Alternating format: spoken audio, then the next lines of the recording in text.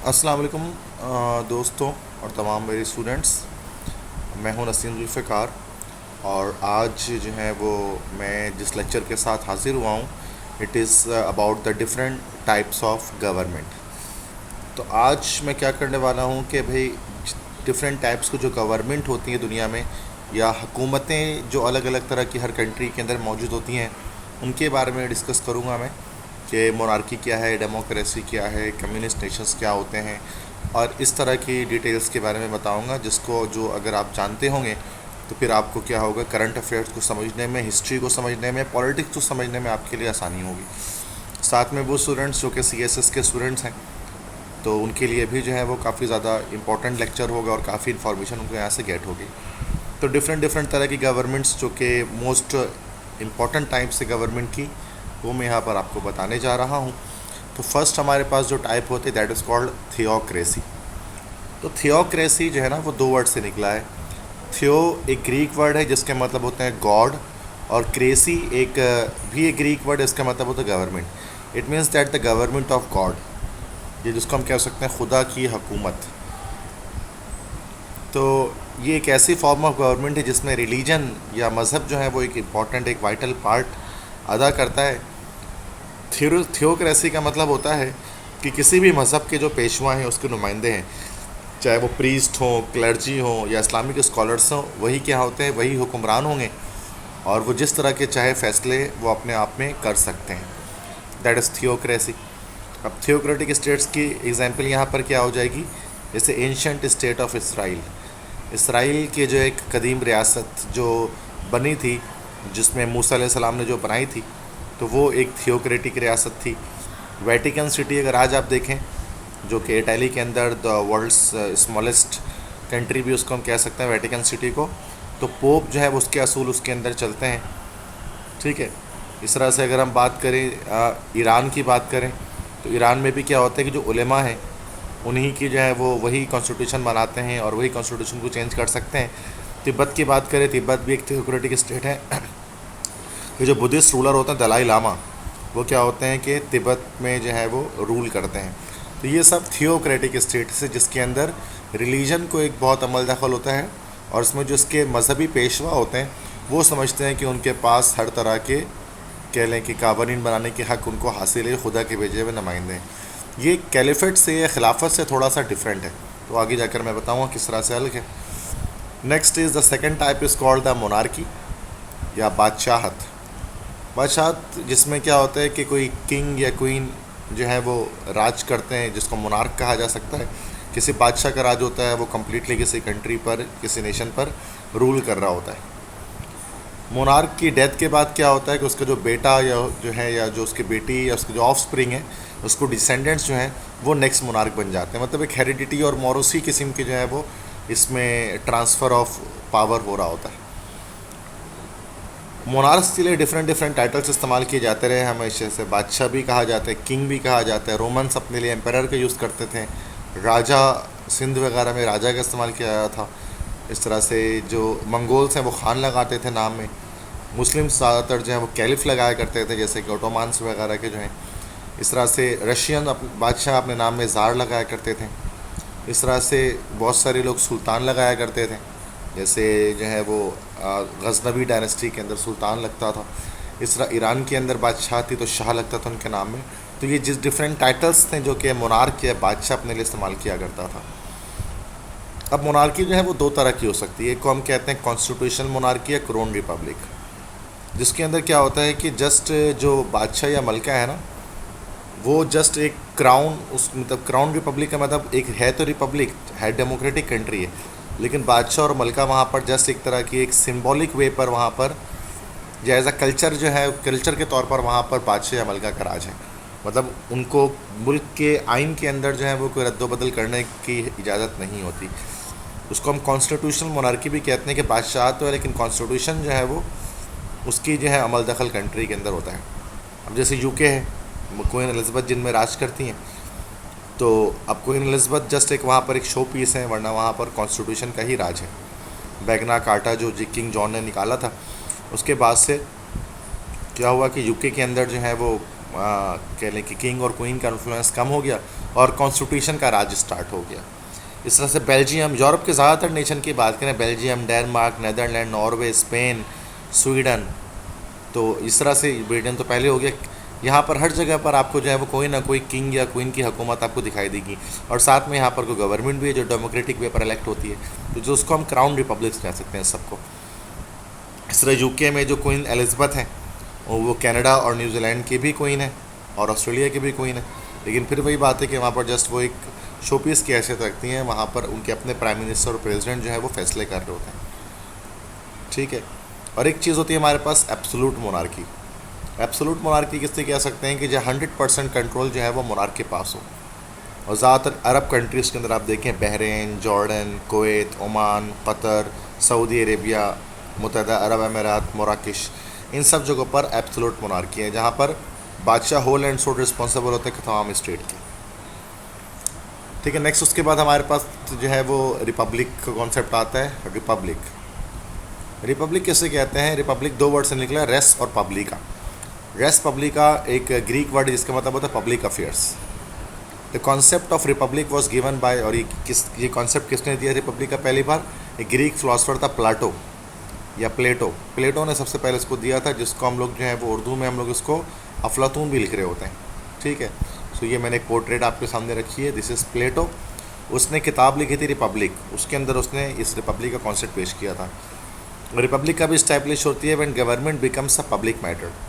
इससे पहले देखिए थियोक्रेसी में बात करें या चाहे हम मोनार्की में बात करें, दोनों में जो है वो जो गवर्नमेंट हुकूमत होता है ना, वो आवाम का मामला नहीं होता है, बल्कि वो एक सुप्रीम लीडर के पास वो हक हासिल होता है।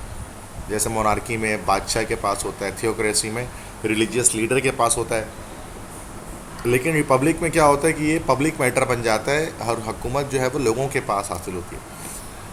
दुनिया में जो है वो 205 नेशंस हैं और 205 कंट्री में से जो है वो 159 नेशंस जो हैं वो रिपब्लिक हैं, मैक्सिमम नेशन रिपब्लिक्स हैं।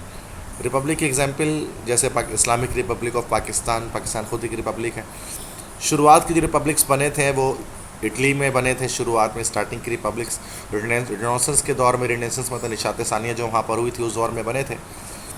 उसके बाद इंग्लैंड जो है वो रिपब्लिक बना 1648 में, ठीक है।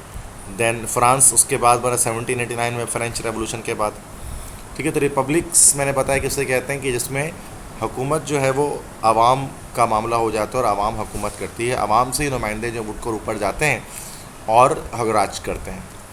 अच्छा, एक टर्म एक और यूज़ काफ़ी किया था इस्लामिक रिपब्लिक का, इस्लामी जमहूरिया का। अगर आप पाकिस्तान के मुख्तलिफ कॉइन्स उठाकर देखें तो उसके अंदर इस्लामी जमहूरिया पाकिस्तान जो है वो आपको लिखा हुआ दिखेगा। अब इस्लामिक रिपब्लिक क्या होती है? एक ऐसी फॉर्म ऑफ गवर्नमेंट है जो कुछ मुस्लिम स्टेट्स ने रखा हुआ है, ठीक है। तो as such a state in theory और theocracy it remains a republic. और इसमें थियोक्रेसी और रिपब्लिक दोनों को मिला दिया जाता है इस्लामिक रिपब्लिक में, but its laws are required to be compatible with the laws of Islam. Islamic republic क्या होगा कि इसमें आवाम को ही हक हासिल होगा कि वो क्या करे भाई, वो सिलेक्ट होकर ऊपर जाए, मतलब राज करे। पब्लिक को ही हक हासिल होगा राज करने का। लेकिन इस्लामिक रिपब्लिक का मतलब ये हुआ कि वो जो भी कवानीन उस कंट्री में बनाए जाएंगे वो तमाम कवानीन जो है वो इस्लामिक वे रूल्स पर बनाए जाएंगे। इस्लामिक रिपब्लिक्स के एग्जाम्पल है तो 4 रिपब्लिक्स हैं इस वक्त। एक तो हमारा इस्लामिक रिपब्लिक ऑफ पाकिस्तान, इसके बाद इस्लामी जमहूरिया ईरान है, द इस्लामी जमहूरिया अफ़गानिस्तान है और इस्लामी जमहूरिया मौरितानिया। तो ये 4 कंट्री ऐसे हैं जो टोटली इस्लामिक रिपब्लिक हम कह सकते हैं दुनिया में मौजूद हैं, जहाँ पर थियोक्रेसी भी मौजूद आप कह सकते हैं कि वहाँ पर रिलीजन के अकॉर्डिंग आपको फ़ैसले करने पड़ते हैं और साथ में हम रिपब्लिक भी हैं। वैसे पाकिस्तान में जो इस्लामिक रिपब्लिक कहा जाता है तो इसमें इस्लामिक में थोड़ा ये होता है कि हम इसको टोटली पूरी तरह से फॉलो नहीं करते हैं, काफ़ी हद तक जो है वो पाकिस्तान एक सेकुलर रिपब्लिक है, आगे जो मैं आपको बताऊँगा। तो डेमोक्रेसी की बात की जाती है, जमहूरियत। तो रिपब्लिक और डेमोक्रेसी में कुछ ख़ास फ़र्क नहीं है। डेमोक्रेसी जो है वो 2 वर्ड से निकला है। डेमो एक ग्रीक वर्ड है मतलब पीपल, और क्रेसी भी एक ग्रीक वर्ड है, इसका मतलब rule, rule of the people मतलब लोगों की हुकूमत। रिपब्लिक में हर किसी को वोट करने का हक हासिल नहीं था, जैसे कि औरतें हो वोट नहीं, पुराने जो ज़माने में रिपब्लिक्स बनी थी उनमें ख़वातीन जो है वो वोट नहीं दे सकती थी, ठीक है। इस तरह से जिसके पास ज़मीन नहीं होती थी ज़मीन का मालिक जो नहीं होता था वो वोट नहीं दे सकता था।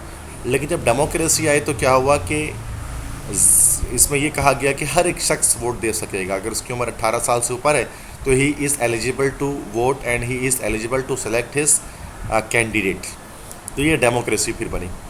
डेमोक्रेसी एक ऐसी गवर्नमेंट की फॉर्म है जो लोगों के लिए होती है और लोगों की वो ज़रिए वो डेमोक्रेसी बनाई जाती है। और अगरचे एक अकेला पर्सन रूल नहीं कर सकता पूरे नेशन में, मतलब आपने वोटिंग के थ्रू एक बंदे को सिलेक्ट कर लिया, तो ज़ाहिर सी बात है कि हर एक बंदा तो मतलब डेमोक्रेसी मतलब रूल ऑफ द पीपल, लोगों की हुकूमत। अब हर बंदा तो हुकूमत नहीं कर सकता मुल्क के अंदर, तो क्या करते हैं फिर कि रिप्रेजेंटेटिव डेमोक्रेसी की टर्मिनोलॉजी हम निकालते हैं। रिप्रेजेंटेटिव डेमोक्रेसी का मतलब ये होता है कि हम यहाँ पर वोट करके अपने नुमाइंदे सेलेक्ट कर लेते हैं, जिनको हम MNAs और MPs कहते हैं। वो नुमाइंदे फिर क्या करते हैं, आपके तर्जुमानी जो है वो कर रहे होते हैं प्राइम मिनिस्टर के सामने। तो ये रिप्रेजेंटेटिव डेमोक्रेसी उसको हम कहते हैं, जो कि हर एक शख्स तो नहीं राज कर सकता ना मुल्क के अंदर, तो वो हर शख्स क्या करता है, वोटिंग के थ्रू अपने नुमाइंदे सेलेक्ट कर लेता है जो उनके लिए हक की बात करते हैं।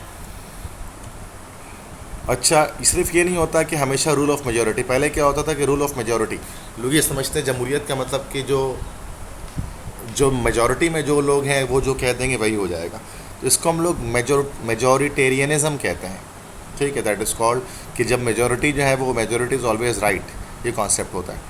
इस तरीके से क्या होगा कि मेजॉरिटी जो है वो कभी कभार माइनॉरिटी का इस्तेहसाल कर सकती है, माइनॉरिटी का इस्तेहसाल कर सकती है किसी भी तरह से। अगर इस तरह से बात की जाए, मिसाल के तौर पे पाकिस्तान के अंदर सुन्नी मुसलमान भी हैं और शिया भी हैं, तो अगर जो है वो सुन्नी जो है वो ज़्यादा बड़ी तादाद में वो सब मिलकर ये कह दें कि नहीं भाई जो है वो शिया जो है वो उसको काफिर करार दे दिया जाए और उसको नॉन मुस्लिम हम करार दे दें, तो इसका मतलब तो उनकी एक्सप्लॉयटेशन होगी एक तरह से। तो ये वाला कॉन्सेप्ट डेमोक्रेसी में नहीं होता। Rules are set which guarantees the fundamental rights of citizen. कवानीन बनाए जाते हैं जो लोगों को उनके बुनियादी हकूक़ फराहम करते हैं। इसी को हम लोग कहते हैं लिबरल डेमोक्रेसी, जिसमें हर कोई आज़ाद होता है। एक लिबरल डेमोक्रेसी में क्या होता है कि जिसमें रूल्स बनाए जाते हैं, उन सेट रूल्स के आप आगे पीछे नहीं हो सकते। ठीक है, भले मेजोरिटी कुछ भी बोले, लेकिन एक लिबरल रूल्स हैं, उन रूल्स आगे पीछे नहीं हट सकते। That is called liberal democracy. Next एक सेकेंड वर्ल्ड वॉर के दौरान एक फॉर्म ऑफ गवर्नमेंट उभरी थी, फाशिज़म। फाशिज़म किसे कहते हैं? फाशिज़म को हम डिक्टेटरशिप भी कह सकते हैं, जिसमें एक सिंगल पर्सन के पास सुप्रीम अथॉरिटी होती है। जो एक अकेला इंसान होता है जो पूरी कंप्लीट अथॉरिटी रखता है अपने पास, वो सिविलियंस में से ही उठकर आता है और वो सुप्रीम अथॉरिटी रखता है, हर तरह की पावर उसके पास होती है, वो पूरी कंट्री को कंट्रोल कर रहा होता है। इसी एग्जाम्पल में हमारे पास एडोल्फ हिटलर, जो वर्ल्ड वॉर 2 में थे, वो एक फाशिस्ट लीडर थे और जर्मनी में फाशिज़म थी। और उनके साथी बेनिटो मैसोलिनी कौन थे? ये जो है वो इटली के जो है वो लीडर थे और ये भी एक फाशिस्ट लीडर थे। हिटलर और Mussolini, they are the proper examples of fascism. Next is anarchy. Anarchy मतलब इंतशार। If there is no form of government in a country then it is called an anarchist nation. Anarchy किसे कहते हैं? इसका symbol होता है ए, इस तरह से बना हुआ होता है सर्किल के अंदर। एनार्की में क्या होता है, कोई भी गवर्नमेंट किसी मुल्क के अंदर नहीं होती। अगर कंट्री से कोई भी गवर्नमेंट ना हो, कोई रूलिंग पार्टी ही ना हो, कोई रूलिंग पर्सन ही ना हो, तो सूरत में वो कंट्री एनार्की में होगी, इंतशार में होगी। और जो भी एनार्किस्ट नेशंस होते हैं तो वो काफ़ी ज़्यादा अनस्टेबल होते हैं और जल्दी जो है वो टूट फूट का शिकार हो जाते हैं। तो चंद एक दो ही कह लें कि कंट्री तो नहीं, कोई ऑटोनोमस रीजन्स होंगे जहाँ पर एनार्की दुनिया में होगी, वरना कहीं पर भी एनार्की नहीं है, चूँकि कोई ना कोई एक फॉर्म ऑफ गवर्नमेंट का होना ज़रूरी है कंट्री बनाने के लिए। नेक्स्ट इज सोशलिज़म या कम्युनिज़म या मार्क्सिज़म, उर्दू में कहते हैं इश्तराकियत। ये भी एक बड़ी एक कॉमन टर्मिनोलॉजी है इश्तराकियत की। इश्तराकियत किसे कहते हैं? The concept of communism was given by German philosopher Karl Marx. एक जर्मन फ़िलासफ़र थे कार्ल मार्क्स, उन्होंने इस थ्योरी को पेश किया था कम्युनिज़म की। उन्होंने किताब लिखी थी जिसका नाम था दास कैपिटल, सरमाया, जिसमें उन्होंने बताया था कि जो स्ट्रगल है, जद्दोजहद इस दुनिया में, वो बुर्जुआ और प्रोलेतारिया के बीच में है। बुर्जुआ मीन्स रिच पीपल, अमीर लोग, और प्रोलेतारिया के मतलब होते हैं वर्कर्स या गरीब लोग, काम काज मजदूर, जो किसी इंडस्ट्री में वर्क कर रहे होते हैं, किसी फार्म में, खेतों में काम करने वाले किसान। ठीक है, और वो चाहते थे कि दुनिया के तमाम वर्कर्स जो हैं, तमाम लेबर्स हैं, तमाम इंडस्ट्रियल वर्कर्स, तमाम फार्मर्स, वो मुत्तहिद हो जाए और मुत्तहिद होकर रिवॉल्ट करें और वो बगावत करें अमीरों के ख़िलाफ़, कैपिटलिस्ट के ख़िलाफ़, ताकि क्लास लेस सोसाइटी बन जाए, या एक तबकाती निज़ाम से आज़ाद या तबकाती फ़र्क से आज़ाद एक माशरा बन जाए जिसमें अमीर और गरीब के बीच में कोई फ़र्क ना हो। कम्युनिस्ट नेशंस के अंदर क्या होता है या सोशलिस्ट नेशंस के अंदर क्या होता है कि प्राइवेट ओनरशिप डिमोलिश कर दी जाती है। मतलब आप कोई चीज़ ख़रीद नहीं सकते, आप ज़मीन नहीं ख़रीद सकते कम्युनिस्ट स्टेट के अंदर, और तमाम इंडस्ट्री और लैंड जो है वो गवर्नमेंट ओन कर लेती है।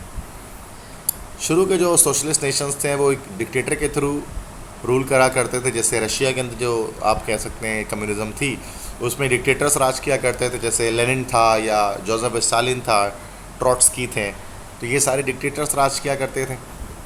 या इस तरह से जब यूगोस्लाविया की बात करें तो जो टीटो थे उनके लीडर थे वो डिक्टेटर थे। इस तरह से शुरू में जितने भी सोशलिस्ट नेशंस आए उन सब में कोई ना कोई डिक्टेटर ने ही राज किया। लेकिन अब ज़्यादातर जो नेशंस हैं वो सोशल डेमोक्रेसीज हैं। सोशल डेमोक्रेसी में क्या होता है कि आप जमहूरियत तो उसमें अप्लाई करते ही हैं, जमहूरियत के असूल, वोटिंग सिस्टम वगैरह, और साथ में सोशल से मतलब सोशलिज़म के रूल्स भी लगाते हैं, और आप पूरी मुमकिन कोशिश करते हैं कि जो है वो क्लास डिफरेंसेस जो है वो कम से कम हो लोगों के बीच में, अमीर और गरीब का फ़र्क। ज़्यादातर यूरोपियन नेशंस आज अगर आप देखेंगे ना, जर्मनी, डेनमार्क या नॉर्वे या स्वीडन या नीदरलैंड, स्विट्ज़रलैंड, ये सारे सोशल डेमोक्रेसीज हैं, मतलब जमहूरियत भी है यहाँ पर, और साथ में जो है सोशलिज़म के रूल्स भी अप्लाई किए जाते हैं, और बड़े हकूक़ प्रोवाइड किए जाते हैं इंडस्ट्रियल वर्कर्स को, फार्मर को, तमाम को। तो अभी बड़ा मिक्सचर टाइप का चल रहा होता है यूरोप के अंदर सोशलिज़म और डेमोक्रेसी के बीच में। कम्युनिस्ट नेशंस की एग्जांपल क्या है? पुरानी कम्युनिस्ट नेशन की बात कर रहा हूँ, जैसे सोवियत यूनियन थी, यूगोस्लाविया जिसके टीटो जिसके सरबराह थे, वियतनाम हो ची मिन जिसके लीडर थे, नॉर्थ कोरिया जिसमें अब किम जोंग उन जिसके लीडर हैं, तो वो कम्युनिस्ट नेशन है। इस तरह people's republic of China, PRC, Mao Zedong ने जो स्टार्ट किया, ये सारे हमारे पास सोशलिस्ट नेशंस थे। तो सोशलिज़म, कम्युनिज़म, मार्क्सिज़म एक ही बात है जिसके मैंने बताया कि ये चीज़ है। अच्छा, ये कम्युनिस्ट नेशन आप जानते हैं, मैंने इसके बारे में पहले भी काफ़ी लेक्चर्स में डिटेल में बता दिए कि कैपिटलिस्ट नेशंस जो हैं या जो वो नहीं चाहते कि कम्युनिस्ट नेशंस जो हैं वो बने, तो इसलिए इनके ख़िलाफ़ टोटली बायकॉट है कि इस तरह की पार्टीज़ को उभरने नहीं दिया जाता। तो कैपिटलिज़म, सोशलिज़म जो कम्युनिज़म जो बनी थी ना, वो किसके ख़िलाफ़ बनी थी? उसके ख़िलाफ़ बनी थी, कैपिटलिज़म के ख़िलाफ़, जो आज दुनिया में मौजूद है, सरमायादाराना निज़ाम, कैपिटलिज़म। ठीक है, तो ये जैसे एक डायग्राम में यहाँ पर आप देख रहे हैं कि कैपिटलिस्ट जो है वो रूल किस पर करता है कि वो, तो ये जो लीडर्स होते हैं, प्राइम मिनिस्टर, प्रेसिडेंट्स, मोनार्क्स, ये रूल करते हैं हम पर। और ये जितने भी हमारे पास मजहबी लीडर्स होते हैं कैपिटलिस्ट नेशंस के अंदर, वो कभी कभार आपको क्या करते हैं, बेवकूफ़ बनाते हैं, तो वी फूल यू। फिर जो यहाँ पर ये जो इसके मिलिट्री होती है, मिलिट्री भी कैपिटलिज्म को सपोर्ट कर रही होती है, और वो कहते हैं वी शूट एट यू। ठीक है, उसके बाद अशराफिया होते हैं, एरिस्टोक्रेसीज होते हैं जो मौज उड़ाते हैं, तो वी ईट फॉर यू। और जितने भी आप सामने लेबर्स जो आपको दिख रहे हैं नीचे, सारे लेबर्स, तो यहाँ लिखा हुआ फीड ऑल, और हम सबको खिलाते हैं, सबको ऊपर से नीचे तक। तो ये कैपिटलिज्म है, पिरामिड ऑफ कैपिटलिस्ट सिस्टम जिसको हम कहते हैं, जिसमें अमीर अमीर से अमीर तर और गरीब गरीब से गरीब तर हो जाता है। तो मैं ख़ुद भी जो है देखा जाए तो लेफ़्ट विंग को ज़्यादा सपोर्ट करता हूँ बनस्बत राइट विंग के। तो ये जो कैपिटलिस्ट नेशंस होते हैं, ये कैपिटलिस्ट जो भी पॉलिटिकल पार्टीज़ वगैरह होती हैं, वो राइट विंग से बिलोंग करती हैं, US सपोर्टर। और जो लेफ़्ट विंग होते हैं, they are actually Soviet Union supporters. तो कैपिटलिज्म एक इकोनॉमिक सिस्टम है, असल में कोई पॉलिटिकल सिस्टम नहीं है, एक इकोनॉमिक सिस्टम है जिसको एडम स्मिथ ने बनाया था, अमेरिका में, USA में बनाया गया था इसको। और कैपिटलिज्म से हमें क्या होता है, प्राइवेट प्रॉपर्टी बनाने के राइट्स मिलते हैं, जबकि सोशलिज्म में हमें पता है कि प्राइवेट प्रॉपर्टी आप नहीं बना सकते। पाकिस्तान में इस वक्त कैपिटलिज्म ही है, इकोनॉमिक वे पढ़ चुके हैं, हम अपनी प्राइवेट प्रॉपर्टी बना सकते हैं जितनी चाहें। लेकिन इससे होता क्या है, अमीर अमीर से अमीर तर हो जाता है और गरीब गरीब से गरीब तर हो जाता है इस कैपिटलिस्ट के निज़ाम में। और ये कंट्रास्ट सिस्टम है कम्युनिज़म के, और ज़्यादातर कंट्री पाकिस्तान को लेकर मैंने बताया कि इसी इकोनॉमिक सिस्टम को फॉलो कर रही है, चंद एक को छोड़कर। देन उसके बाद हमारे पास है मिलिट्री डिक्टेटरशिप, फौजी आमिरियत। तो एक ऐसी फॉर्म ऑफ गवर्नमेंट होती है ये जिसमें मिलिट्री लीडरशिप प्रीवेल्ड होती है, मतलब मिलिट्री या कोई फ़ौज जो है ना, उसकी क़यादत जो है वो मौजूद होती है मुल्क के अंदर। कोल्ड वॉर के दौरान अमेरिका ने मिलिट्री डिक्टेटरशिप को काफ़ी जगहों पर सपोर्ट किया, पाकिस्तान के अंदर ख़ास तौर पे जैसे सपोर्ट किया, टू क्रश लेफ़्ट विंग, ताकि लेफ़्ट विंग को कुचला जा सके, यहया खान, अयूब खान और ज़ियाउल हक के दौर में। यानी कोल्ड वॉर के बाद जैसे परवेज़ मुशर्रफ को सपोर्ट किया अमेरिका ने, तो वो कुछ जियो स्ट्रेटेजिक रीजन्स की बुनियाद पर उन्होंने इसको सपोर्ट किया था। कभी कभार एक एब्सोल्यूट मिलिट्री डिक्टेटरशिप होती है जिसको हम लोग कहते हैं मार्शल लॉ, जिसमें एक जो फ़ौज का हुक्मरान है वो आ जाता है और कंट्री पर राज करता है। और कभी कभार मिलिट्री एक इस्टेब्लिशमेंट की फॉर्मेशन करती है जो behind the curtain of democracy क्या कर रही होती है, कंट्री को संभाल रही होती है। जैसे आजकल पाकिस्तान में हम देखते हैं कि हो रहा है, कि जैसे कि पाकिस्तान में हम देखते हो रहा है कि हमारे यहाँ जो प्राइम मिनिस्टर हैं उनको टोटली जो है वो क्या कर रही होती है, जो आर्मी है पाकिस्तान आर्मी वो कंट्रोल कर रही होती है। ठीक है, that is called a military dictatorship. ठीक है, कि एक फ़ौजी आमरी जिसको हम कहते हैं कि फ़ौज की हुकूमत इसके अंदर टोटली जो है वो मौजूद है। इस तरह से शाम में बात करें, सीरिया में तो बशारुल असद जो है, अल असद रेजीम, वो जो है पूरी तरह से काबिज़ है कंट्री के अंदर। ठीक है, और वो जुल्म भी करते हैं वहाँ के सिविलियंस पर। अच्छा, इस्लाम क्या हमें एक असूल बता, इस्लाम हमें खिलाफत के बारे में बताते कुरान और हदीस से जो हमें फ़र्क मिलता है। खिलाफत किससे कहते हैं, कैलिफ कौन होता है, कैलिफ या खलीफा किससे कहते हैं? एक ऐसा शख्स जो एक पॉलिटिको रिलीजियस सक्सेसर था इस्लामी प्रॉफिट नबी करीम सल्लल्लाहु अलैहि वसल्लम के, और एक लीडर होते हैं इंटायर मुस्लिम वर्ल्ड या उम्मा के। ठीक है, तो एक शख्स जो कि पॉलिटिक्स और रिलीजन मतलब मज़हब और इसके अलावा सियासत दोनों में ही जो है नबी करीम सल्लल्लाहु अलैहि वसल्लम के जो है वो सक्सेसर्स में से था, और वो एक लीडर था तमाम मुसलमान उम्मत का लीडर्स हों, तो वो खिलाफत कैलिफ कहलाता है। ठीक है, जो नबी के जानशीन में से हो और वो तमाम उम्मत पर लीड कर रहा हो। कैलिफ को चूज़ किस तरह किया जाता है कि शूरा के थ्रू, मतलब जनरल एक इलेक्शंस नहीं कराए जाते हैं, बल्कि कुछ सेलेक्टेड पीपल होते हैं जिनको शूरा कहा जाता है, जैसे आज आप उसको असम्बली कह सकते हैं। तो शूरा जो है वो रिस्पॉन्सिबल होता है, वो पहले वो चूज़ करते हैं कैलिफ को, और कैलिफ ये ज़िम्मेदार होता है कि वो अल्लाह के कावानीन को जो है वो तमाम उम्मत पर या अल्लाह की ज़मीन पर अप्लाई करे। ठीक है, तो ये खलीफा का काम होता है।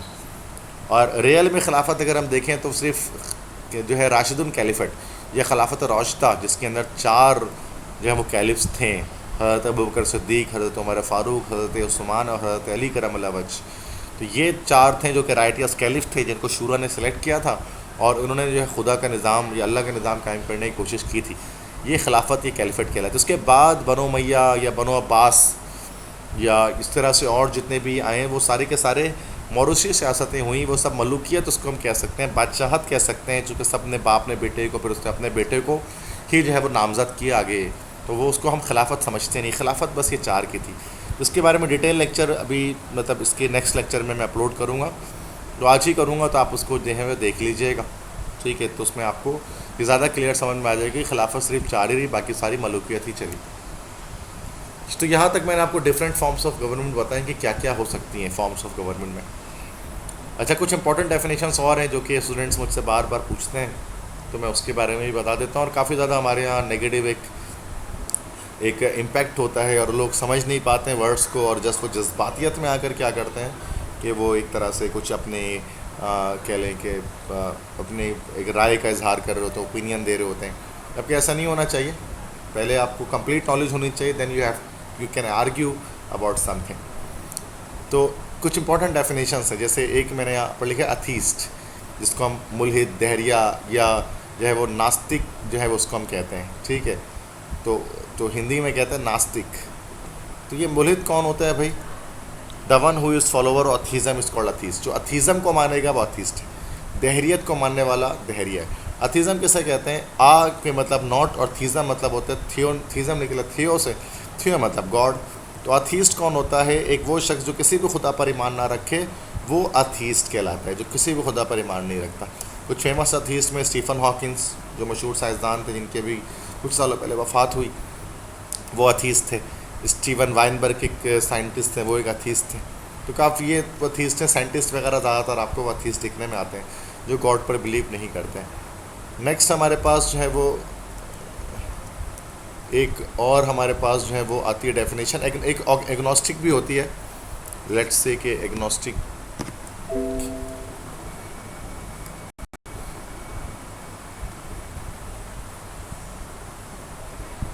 ठीक है, ओके। अच्छा, एक और वर्ड होता है उसके आगे ना, तो एक तो अथीस्ट तो मैंने बता दिया ना आपको, एक और एक हमारे पास जो है वो एक टर्मिनोलॉजी होती है जिसको हम लोग कहते हैं एग्नोस्टिक। ठीक है, एग्नोस्टिक कैसे कहते हैं? एग्नोस्टिक थोड़ा सा अथीस्ट से अलग होते हैं। एग्नोस्टिक क्या करते हैं? ये 50% बिलीव रखते हैं। ये कंफ्यूज होते हैं। 50% बिलीव करते हैं कि गॉड है और 50% कहते हैं कि गॉड नहीं है। तो वो कहते हैं कि गॉड को हम के एग्जिस्टेंस को भी तस्लीम कर सकते हैं और उसकी इनकार भी कर सकते हैं। तो ये दोनों चीज़ें ये कहते हैं एग्नोस्टिक, जैसे बर्ट्रैंड रसल वगैरह ये एग्नोस्टिक थे।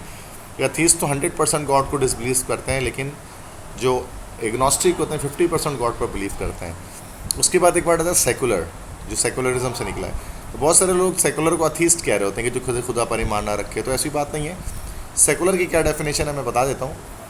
तो सेकुलर असल में एक पॉलिटिकल फिलॉसफी है, वैसे इंडिविजुअल फिलॉसफी तो है नहीं है। सेकुलर ये डील करती है किसी चीज़ से separation of religion and state. वो कहते हैं कि मज़हब का रियासत के मामला से कोई ताल्लुक़ नहीं है, मज़हब और रियासत दोनों को जुदा रखना चाहिए, ठीक है।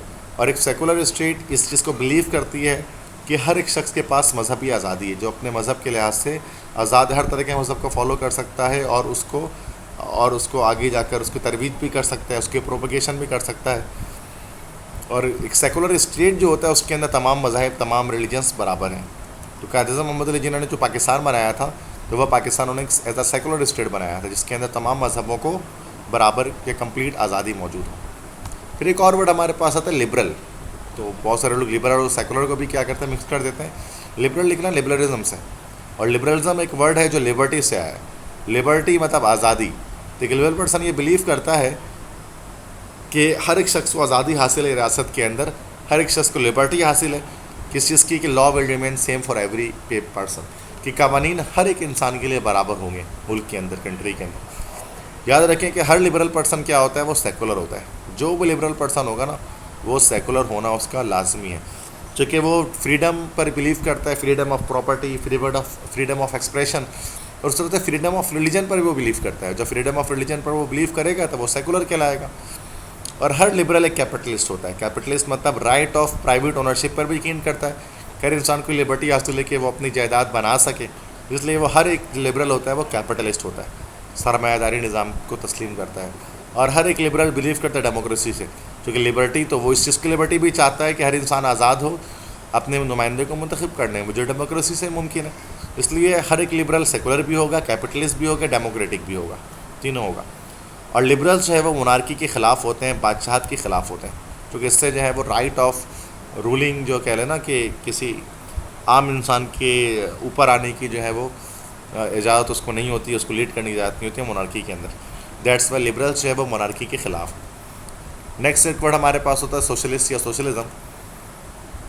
तो सोशलिस्ट या सोशलिज़म किसे कहते हैं कि एक सोशलिस्ट बिलीव करता है कि कौम के अंदर कोई भी क्लास डिफरेंसेस वगैरह जो है वो नहीं होने चाहिए, ठीक है। क्लास डिफरेंस जो है वो कोई भी कंट्री के अंदर नहीं होना चाहिए, कोई तबकाती फ़र्क नहीं होना चाहिए, अमीर और गरीब का फ़र्क नहीं होना चाहिए। और वो कैपिटलिज्म के अगेंस्ट होते हैं, मतलब मैंने बता दिया जो कम्युनिस्ट नेशंस होते हैं उसी तरह से होता है। हर सोशलिस्ट क्या होता है, एक सेकुलर होता है। हर सोशलिस्ट जो है वो सेकुलर लाजमी होगा, ठीक है। वो जो है वो आज़ादी को तस्लीम करता है कि हर एक इंसान को मजहबी आज़ादी है, लेकिन वो कैपिटलिज्म के ख़िलाफ़ होगा, कैपिटलिज्म को वो रद्द करेगा, चूँकि वो कहता है कि अमीर गरीब का फ़र्क मिटाने के लिए हमें प्राइवेट ओनरशिप के जो राइट्स हैं वो आवाम को हमें देना नहीं होगा। तो वो सोशलिस्ट या सोशलिज़म कह लेते हैं उसको। कम्युनिस्ट भी हम उनको कह सकते हैं, सोशलिस्ट भी कह सकते हैं, एक ही बात है। तो ये मैंने बताया कि क्या फ़र्क है एक सोशलिस्ट में और इस तरह के लोगों में, ठीक है। तो आज ये मैंने आपके सामने काफ़ी सारी चीज़ें डिस्कस की हैं, काफ़ी सारी डेफिनेशंस मैंने आपके सामने डिस्कस किए हैं, फॉर्म्स ऑफ गवर्नमेंट का बताया। अगर मेरे लेक्चर पसंद आया हो तो लेक्चर को लाइक करें, चैनल को सब्सक्राइब करें और ज़्यादा से ज़्यादा शेयर करें। और ये कि नेक्स्ट लेक्चर के साथ दोबारा हाजिर हुआ, तब तक के लिए इजाज़त दीजिए। अल्लाह हाफ़िज़।